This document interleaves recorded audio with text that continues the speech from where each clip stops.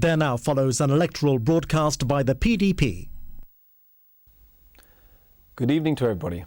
My name is Cruz and I'm one of 6 candidates being presented these elections by the Progressive Democratic Party. I take this opportunity to thank you all for your patience during these elections. So who and what is the PDP and what do we believe in?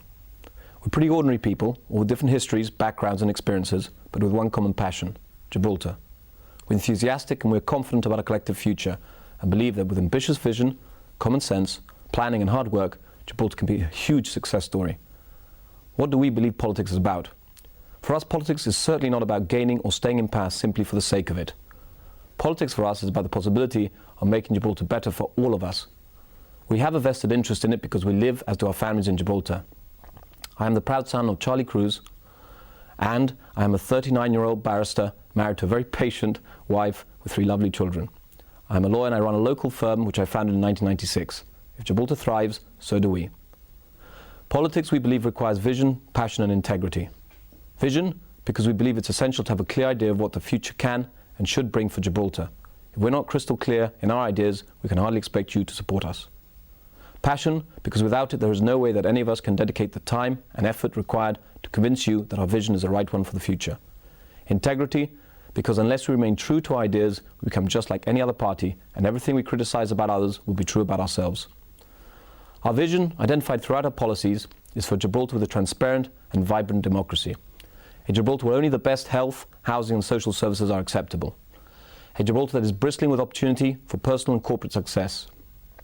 Where hard work is rewarded by low taxation and little government interference.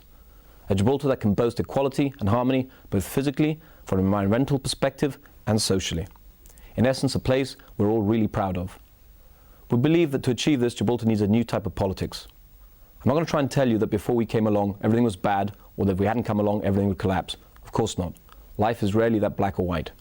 The GST government has had its moments, some very good moments, and the same can be said about the GSLP and its predecessor, the ACR. But governments become stale, they make mistakes, and they need to be changed for the collective good. It is my view and the view of many that we talk to that the GST government has got lost in the mistaken belief that politics is about staying in power instead of about achieving important things for all of us. With that comes political arrogance, unsound judgment, and a complete loss of touch with ordinary people. The merger with the Labour Party was the last straw, as it smacked of political opportunism and nothing else. I resigned from the GST, as did Keith Azapardi. Although it was very tempting to just walk away from politics, both of us felt that change was necessary and that a return to GSLP was no better. And so we started to meet with many others from different walks of life and discuss the way we felt. I guess you could describe it as collective brainstorming. We took the view that we should be bold in our thinking. Our ideas and style of government are unique. On housing, we formed a unique view that Gibraltar needed a new town in an ambitious land reclamation project. On traffic, we have shown that we're prepared to consider bold initiatives like an environmentally friendly monorail. On business, a radical overhaul of personal and corporate tax. And on investment and infrastructure, less bureaucracy, and the creation of a purpose-built business house. On education and health, social services, once again, our ideas reflect the recognition that tough decisions need to be made. Our aspirations as a people not to be colonial, we felt that further constitutional reform was and is still required. In essence, we formed a collective vision on all areas of policy. Ultimately, we realized that talk is just that. And if we were serious about our ideas as a political alternative, we should put them before the test, before the electorate. This led to the launch of the PDP on the 7th of June 2006. So how do we deliver this common sense vision? Several of my fellow PDP candidates will or have tackled areas of concern in health, housing, in detail, and they're addressed in our radical and exciting manifesto, which hopefully has been delivered to your homes and is on our website, pdp.gi. However, let me comment on 2 important central themes that touch on all areas of policy: style of government and planning. The current style of government and the failure to plan properly are at the very root of the challenges and the problems that we face.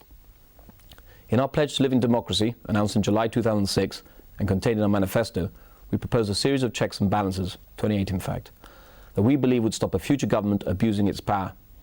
They included limiting the term of a chief minister to just 8 years, reforming our parliament and electoral system to guarantee more parliamentary accountability and minority representation, the creation of a parliamentary ombudsman and an independent parliamentary committee with investigative powers and other powers that can ensure higher standards by MPs and particularly by government ministers.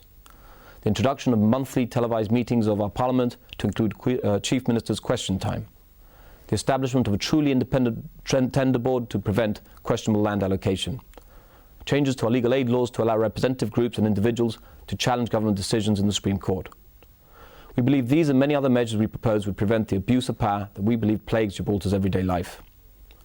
The government too often directly and indirectly interfere and bully those who just don't agree with their point of view.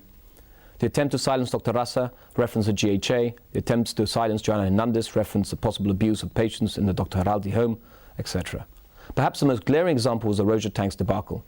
Irrespective of a view on the heritage value of the tanks, the DPC, which is chaired by a government minister, behaved appallingly when it refused to hear over 700 objections. Worse still, their reaction to a perfectly legitimate challenge by the Heritage Society and the South District Association was to threaten the society with punitive legal costs, forcing them to abandon their claim. How can pensioners and normal working people be expected to face the power of a government who will use your tax to silence dissent? Of late, you have witnessed in these very elections how GBC's election rules have had the effect of excluding Keith Asapardi from the leaders' debate. It is important to remember that in the past, in 1992, GBC allowed Joe Garcia Sr., the leader of a minority party, the GNP, to take part in the leaders' debate. This until now has always been the position. In 1980, Joe Bolsonaro, who only led 6 candidates like us into the elections, took part in the leaders' debate. The GSP Liberals support Keith Asapardi's inclusion. The GST do not. People realize the importance of this debate on the eve of polling day, and so you're entitled to ask who would benefit by excluding the PDP. We regrettably had to resort to legal action in the Supreme Court, but though the court recognized that GBC's original decision was wrong, it decided that GBC had the discretion to change the rules, as it did in 1992, and exclude us, irrespective of public opinion. I ask you, has democracy been served by not allowing you to see the 3 leaders at the same time?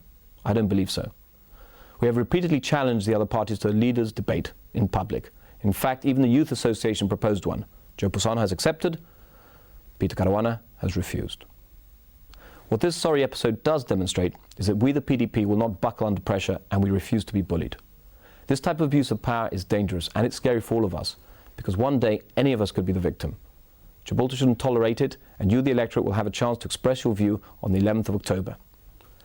Additionally, we propose not just to create checks and balance to prevent abuse, but also a new style of more inclusive politics with more use of referendums, free votes on moral issues of public interest, regular use of cross-party committees, more collective teamwork by Gibraltarians for Gibraltarians, with hopefully far less acrimony and personality politics. Related to the question of style of government is a question of proper planning. The current system of whimsical centralised decision-making is clumsy. It causes severe problems for everybody and just lacks common sense. No one knows everything, and so consultation and delegation is required. Clear vision and planning is required across the board, in health, in housing, environment, transport, traffic, education, in sport, and clearly in the economy, whether in the field of tourism or the finance centre. Once again, I ask you to study our manifesto. Finally, I take the opportunity to remind the people of Gibraltar that whilst we have aspirations to government, we recognise that we're a young party that has been in existence for little more than a year. And we therefore appreciate that the people of Gibraltar may be attracted by our policies and our ideas for the future, but may wish us to play an alternative opposition role during the next 4 years. However much others try and distort the truth, you can count. And you know that a party only needs 9 seats in a parliament of 17 to have a majority government. That means that you have a spare vote. We want your 6 votes.